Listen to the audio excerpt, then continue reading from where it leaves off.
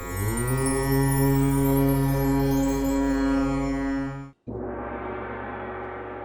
राशी.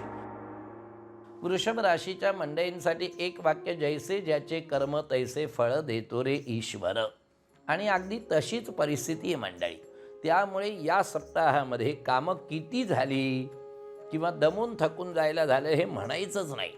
कारण जेवढी तुम्ही कामं कराल त्या कामांचं फलित जे आहे, मोबदला जो आहे, तो याच सप्ताहात तुम्हाला अनुभवता येईल. मग जर अशी स्थिती आहे तर निश्चितपणे त्या सप्ताहाचा पुरेपूर लाभ देखील घेतला पाहिजे.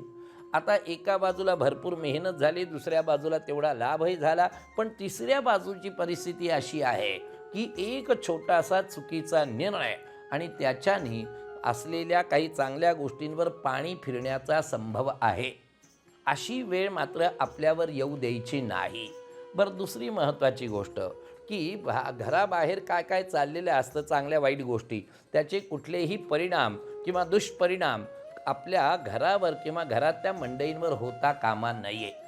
महिलांच्या बाबतीत काय आहे की या सप्ताहामध्ये कामही व्यवस्थित आहेत, कामही व्यवस्थितरित्या अगदी सुरळीतरित्या चाललेली आहे. काही अवघड कामं आहे, क्लिष्ट कामं आहे, पण ती देखील कामं आपण आपल्या हिमतीवर जोरावर पुढे करून नेलेली, रेटून नेलेली आहे. अधिकारी वर्ग त्यामुळे आमच्यावर खुश झालेला आहे. पुढे जाऊन आमच्या नावावर काही ना काहीतरी काही चांगल्या गोष्टी देखील आपल्याला प्रस्थापित करता येतात आहे.